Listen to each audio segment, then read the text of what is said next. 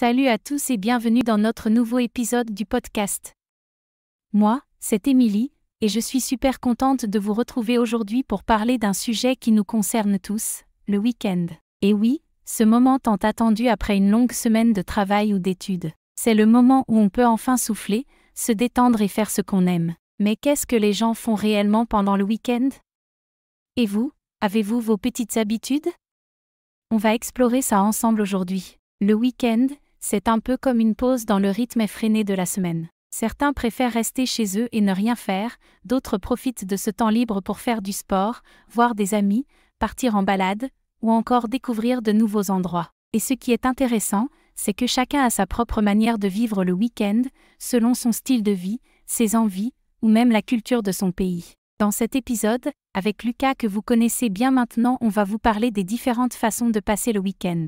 On va discuter des activités en famille, du repos, du sport, des sorties culturelles, des loisirs à la maison, et même des petits voyages de dernière minute. Et bien sûr, tout cela en français facile, clair et vivant, pour vous aider à enrichir votre vocabulaire et mieux comprendre comment on parle dans la vraie vie. Je vais aussi vous partager quelques anecdotes personnelles parfois drôles, parfois un peu embarrassantes sur mes propres week-ends. Et Lucas fera pareil. Notre objectif, comme toujours, c'est de vous offrir un moment agréable, tout en vous aidant à progresser en français. On veut que vous vous sentiez comme si vous étiez en train de discuter avec des amis. Alors, installez-vous confortablement, prenez une tasse de café ou de thé si vous voulez, et c'est parti pour un petit voyage à travers les habitudes du week-end. Et n'oubliez pas, à la fin de l'épisode, on vous posera une question à laquelle vous pourrez répondre pour pratiquer votre français. Prêt? Allez, on commence tout de suite avec Lucas, qui va nous parler du temps passé en famille et du repos pendant le week-end.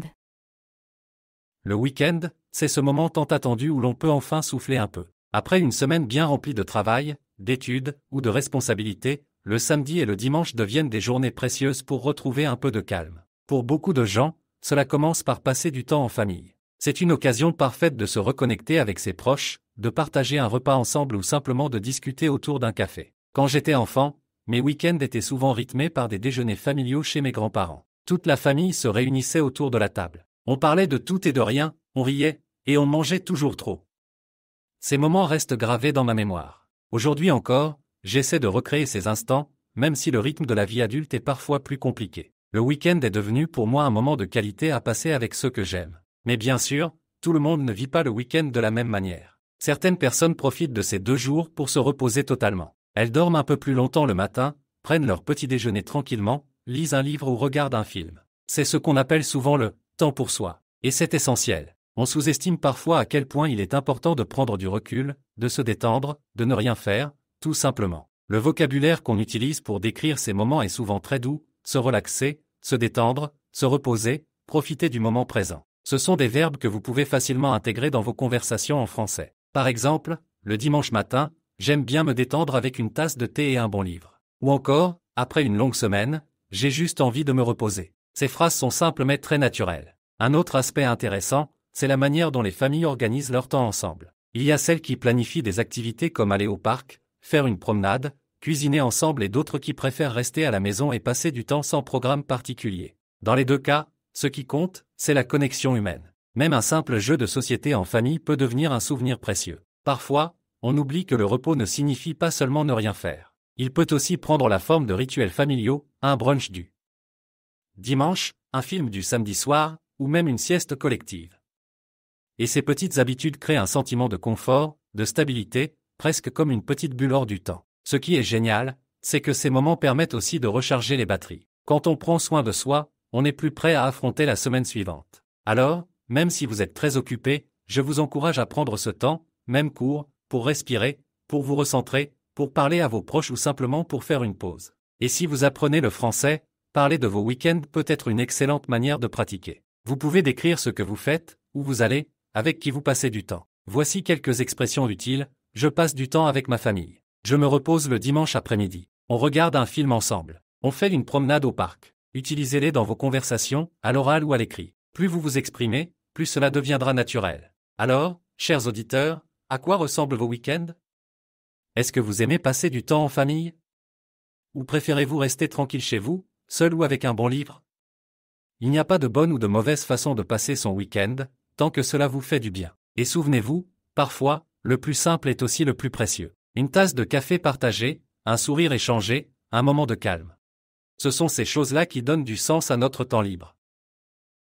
Alors, soyons honnêtes, après une longue semaine de travail ou d'études, on a tous besoin de se défouler un peu, non? Pour moi, le week-end, c'est l'occasion parfaite de bouger, de faire du sport et de recharger les batteries. Je ne suis pas une grande athlète, mais j'adore l'énergie que me donne l'activité physique. Et je ne suis pas la seule. Beaucoup de gens profitent du week-end pour faire du sport, que ce soit seul, entre amis ou même en famille. Le samedi matin, par exemple, je vais souvent courir dans un parc près de chez moi. J'enfile mes baskets, je mets mes écouteurs, je lance ma playlist préférée, et hop. C'est parti pour une demi-heure de jogging. Je ne cours pas pour battre un record, hein. Je cours pour me sentir bien. Et franchement, après ça, j'ai l'impression d'avoir accompli quelque chose. C'est motivant. Et vous savez quoi? Le sport ne se limite pas à la course. Il y a plein d'autres activités physiques qu'on peut faire le week-end. Par exemple, ma meilleure amie va à un cours de yoga tous les dimanches matins. Elle me dit que ça l'aide à se recentrer, à relâcher la tension accumulée pendant la semaine. Elle en ressort toujours calme et souriante. D'autres préfèrent aller à la salle de sport, faire du vélo, de la natation, ou même juste marcher en nature. L'essentiel, c'est de bouger un peu. Ce que j'aime dans le sport du week-end, c'est qu'il n'y a pas de pression, pas d'obligation, pas de performance à atteindre. C'est un moment pour soi. Et en plus, faire du sport, c'est bon pour la santé, on le sait tous, ça réduit le stress, améliore le sommeil, renforce le cœur, les muscles, et même le moral. Quand on bouge, notre cerveau libère des endorphines, vous savez, ces fameuses hormones du bonheur. Ah, et parlons un peu de sport en groupe. C'est aussi très sympa. Parfois, le dimanche, je joue au badminton avec des amis. C'est fun, on rigole beaucoup, et ça permet de rester en contact tout en bougeant. On oublie souvent que le sport peut être un excellent moyen de renforcer les liens sociaux. Même une simple balade à vélo à deux ou en famille peut devenir un super moment partagé. Une autre tendance que j'ai remarquée, c'est les sports en plein air. Surtout quand il fait beau. Beaucoup de gens aiment faire des randonnées, du roller, du skate, ou même du paddle si on a un lac ou la mer à proximité. Le contact avec la nature rend l'expérience encore plus agréable. Personnellement, j'adore marcher dans la forêt. Respirer l'air frais, entendre les oiseaux, c'est presque méditatif. Et puis, il ne faut pas oublier les sports collectifs. Le week-end, les terrains de football ou de basketball sont souvent pleins. Des groupes d'amis, des collègues, parfois même des familles qui organisent de petits matchs. C'est à la fois physique, stratégique et très convivial. On se dépense, on rit, et on crée de bons souvenirs. Mais bon, si vous êtes plutôt du genre canapé et série, le week-end, pas de panique. Commencez doucement, c'est déjà bien. Même 10 minutes de stretching, une petite promenade, ou un peu de danse dans le salon, ça compte. L'idée, c'est de trouver une activité qui vous plaît. Parce qu'au final, si on aime ce qu'on fait, on le fera plus souvent, et avec le sourire. Pour les apprenants de français, parler de sport est un bon moyen d'enrichir son vocabulaire. Des verbes comme bouger, s'entraîner, se défouler, se détendre, rester en forme, sont très utiles au quotidien. Essayez de décrire votre activité physique préférée en français. Par exemple, le samedi, je fais du yoga pour me relaxer. Facile, non? Alors voilà, que vous soyez sportif du dimanche ou athlète passionné, bouger un peu le week-end, c'est toujours une bonne idée. Et vous? Est-ce que vous faites du sport le week-end? Si oui, lequel? J'ai hâte de lire vos réponses et vos idées. Allez, on se motive, on bouge, et surtout, on s'amuse.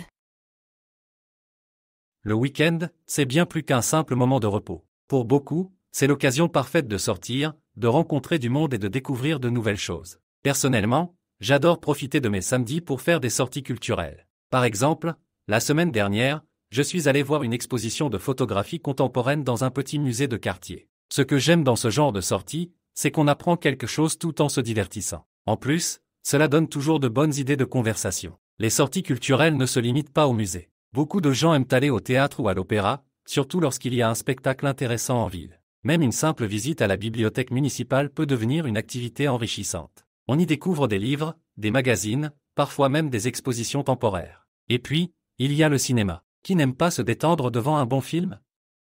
Que ce soit un blockbuster hollywoodien ou un petit film d'auteur français, le cinéma reste un classique du week-end. Une de mes habitudes préférées, c'est d'aller voir un film en version originale sous-titrée. C'est une excellente manière d'apprendre une langue et de s'immerger dans d'autres cultures. Mais au-delà de la culture, le week-end est aussi un moment social. On retrouve ses amis, on sort en ville, on partage un repas ou simplement un café. L'aspect social est essentiel pour notre équilibre mental. Le vendredi soir, j'ai souvent l'habitude de rejoindre mes amis dans un bar tranquille. On discute de notre semaine, on rigole, et surtout, on se déconnecte du travail. C'est un moment simple, mais tellement nécessaire. D'ailleurs, il y a une expression française que j'aime beaucoup, décompresser. Elle signifie relâcher la pression, et le week-end est fait pour ça. Certaines personnes profitent aussi du week-end pour participer à des événements locaux, concerts, marchés artisanaux, spectacles de rue. Il y a souvent une ambiance particulière dans ces lieux. L'énergie est différente, plus détendue, plus conviviale. On rencontre de nouvelles personnes, on découvre des talents locaux, et surtout, on sent qu'on fait partie d'une communauté. Une fois, en me promenant dans le centre-ville un dimanche après-midi, je suis tombé sur un petit concert en plein air. Ce n'était pas prévu, mais j'y suis resté 2 heures. C'est ça, la magie des sorties. Improviser. Ce que je trouve intéressant aussi, c'est que les sorties culturelles et sociales reflètent souvent notre personnalité. Certains préfèrent les ambiances calmes comme les musées ou les librairies, d'autres recherchent les lieux animés comme les bars, les fêtes ou les festivals. Et il n'y a pas de bon ou de mauvais choix. L'important, c'est de faire ce qui nous fait du bien. Parfois, même une simple promenade dans un parc animé peut devenir une activité sociale si on croise des voisins ou des amis. Pour ceux qui apprennent le français, parler de ces activités est très utile. On utilise souvent des expressions comme aller au cinéma, sortir entre amis, voir une exposition, prendre un verre, faire une sortie culturelle, etc. Ce sont des phrases qu'on utilise tout le temps dans la vie quotidienne. Alors, si vous voulez pratiquer votre français, essayez de raconter ce que vous avez fait le week-end dernier. Par exemple, samedi, je suis allé au musée avec mes amis. Ensuite, nous avons bu un café en terrasse. Simple, mais efficace. Et puis, n'oubliez pas que sortir ne veut pas dire dépenser beaucoup d'argent. Il existe plein d'activités gratuites ou peu coûteuses. Les expositions en plein air, les lectures publiques, les festivals locaux, les balades guidées gratuites. Il suffit de se renseigner un peu et d'avoir envie de découvrir. Pour conclure cette partie, j'aimerais vous poser une question, et vous, quelles sont vos sorties préférées le week-end? Êtes-vous plutôt musée et expo, ou plutôt soirée entre amis? Peut-être un peu des deux? N'hésitez pas à y réfléchir et à en parler avec d'autres apprenants ou même à écrire vos réponses dans un carnet. Cela vous aidera à pratiquer le vocabulaire tout en exprimant votre personnalité. Allez, on se retrouve tout de suite pour la prochaine partie.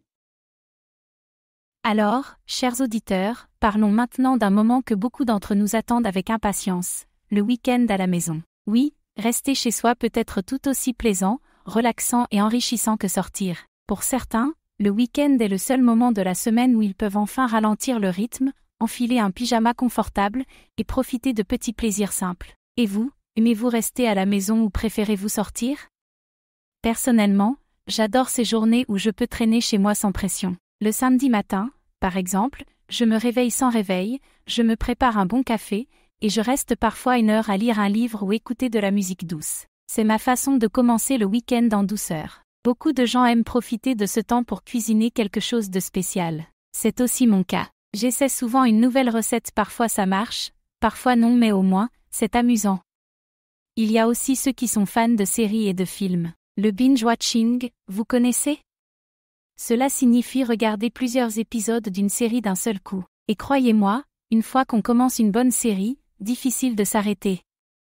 En ce moment, je regarde une série française policière, c'est à la fois divertissant et excellent pour améliorer mon français. Pour ceux qui apprennent le français, je vous recommande de faire pareil. Choisissez une série avec des sous-titres au début, et petit à petit, vous comprendrez de plus en plus. Une autre activité très populaire pendant le week-end à la maison, c'est le cocooning. Ce mot vient de l'idée de rester dans son cocon, bien au chaud chez soi. C'est une vraie tendance.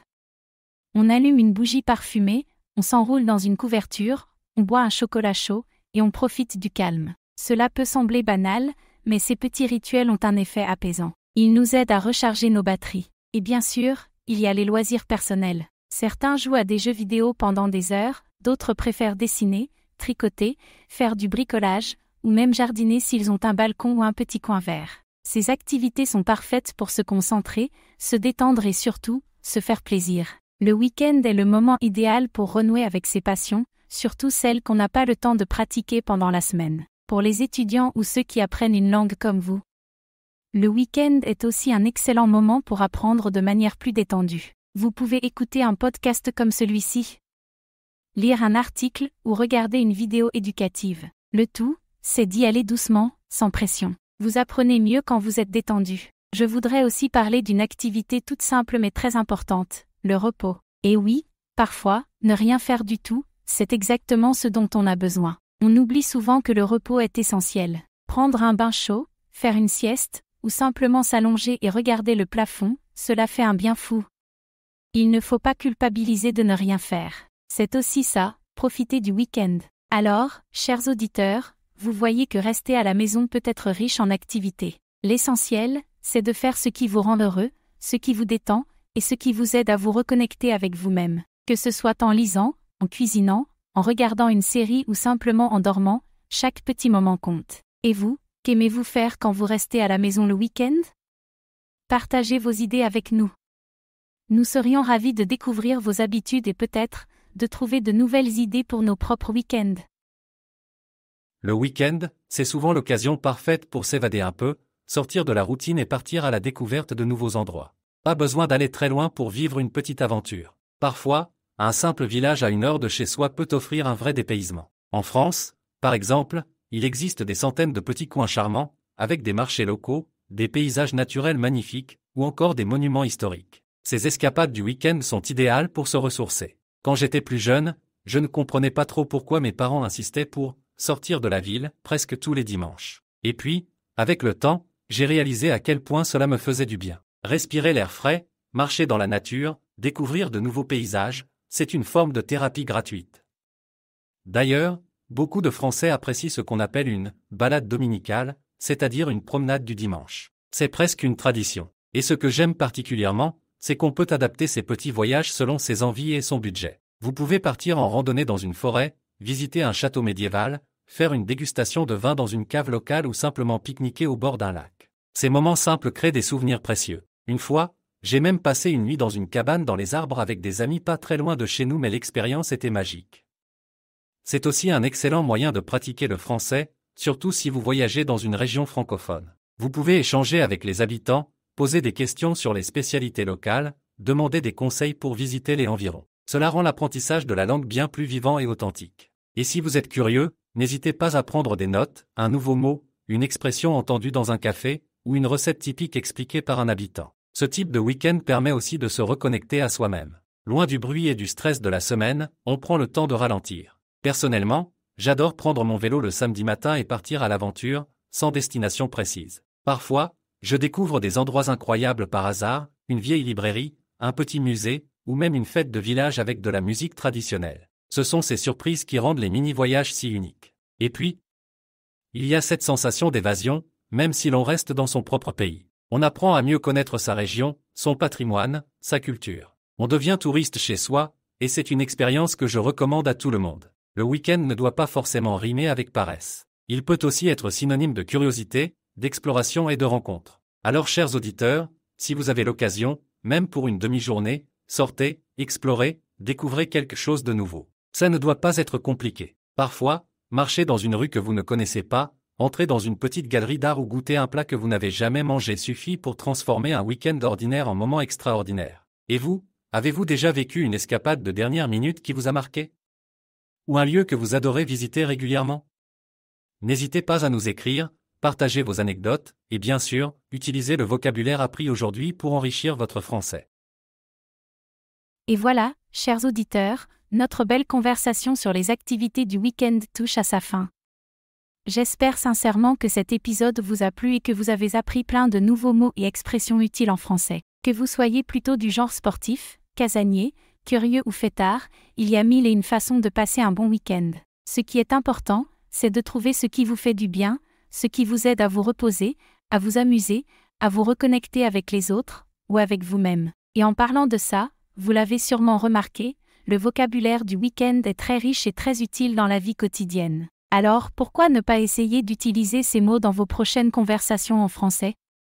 D'ailleurs, si vous avez envie de partager avec nous ce que vous aimez faire le week-end, n'hésitez pas à nous écrire ou à nous laisser un message. On serait ravis de vous lire.